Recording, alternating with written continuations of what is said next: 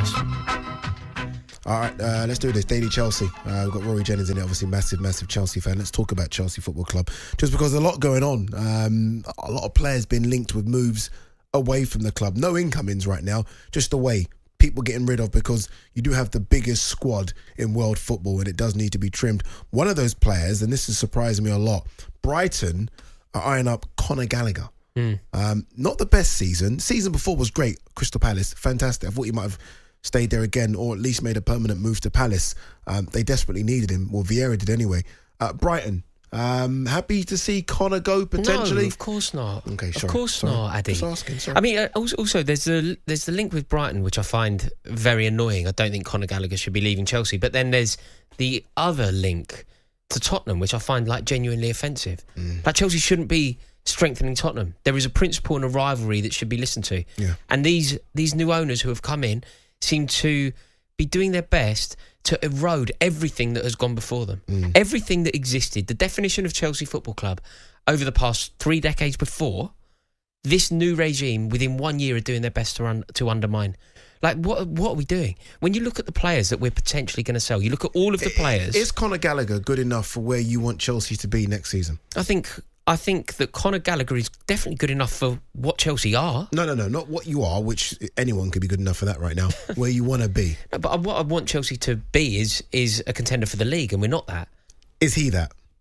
Is he a player capable of winning a Premier League title? Yeah. I think he's probably not at the moment, but there's room for development and he could improve. But in terms of who we are at the moment, in terms of the way that Mauricio Pochettino wants to play football, I think Conor Gallagher is most certainly capable of doing a job for Chelsea, and he's also the kind of player that you want around the club. Right. He's 100% every single week. Every time he's given an opportunity, he commits fully to it. Do you know how many prima donnas we have? Do you know how many mercenaries we have at Chelsea at the moment? Having players like Conor Gallagher on the pitch is a breath of fresh air.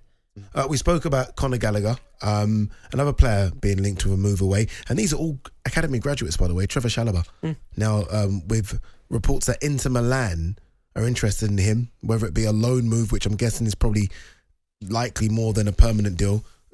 Rory there, by the way, for those listening, is just sort of rubbed his eyes like, I can't believe this is happening, but it's happening. Because, Addy, it's so transparent. You know, when you look at the players that Chelsea are probably going to lose. So you said there, Trevor Chalobah, who, by the way, I voted as my player of the year for Chelsea. I appreciate, look, nobody had a good season. Yeah. But I just like Chalobah. I like the way he approaches the game. I like what he represents. I like the effort that he puts in. I like the way that he has a rapport with the fans. Players like that are vital as well. Not everybody can be a superstar. Sometimes you just need players who love the club, who understand the club, who know what it takes to play for the club. You need them around the place. So now, look, you're looking at Conor Gallagher potentially leaving. Trevor Chalobah potentially leaving. Ruben Loftus-Cheek potentially leaving. This is off the back of Victor Mori and Tammy Abraham. We're losing our homegrown players, and I think the motivation if they're not good enough, what does it matter? I mean, look, and that's not Chalobah I'm talking about. I think he is good enough, but Ruben Loftus-Cheek, it's not good enough for Chelsea. No, I think Ruben Loftus-Cheek has certainly had a chance, and I think for everyone involved, he could potentially leave. But the motivation of this new ownership to sell these players, it's because they are all 100% profit on FFP. And if you look at how Chelsea mismanaged their spend since Boehly and Clearlake and Egbali came in, they need to turn a profit now. Chelsea, effectively in the transfer market, have to operate a one-in, one-out policy because they got it so wrong when they first took over the club. They were spending, they were buying, they didn't know what they were doing. Todd Boehly made himself sporting director. Todd Boehly had never worked in European sport before. Made himself sporting director of the club. That's not dissimilar to sticking yourself up front. You aren't capable of doing that job. It's one of the most important roles at the club. He put himself in that role, and as a result, Chelsea made some ridiculous signings. Spent fortunes, got it so wrong. Look at the wages that Kalidou Koulibaly is on. Signing Koulibaly was clearly a mistake. Look at the wages that Cucurella's on. Signing Cucurella, clearly a mistake.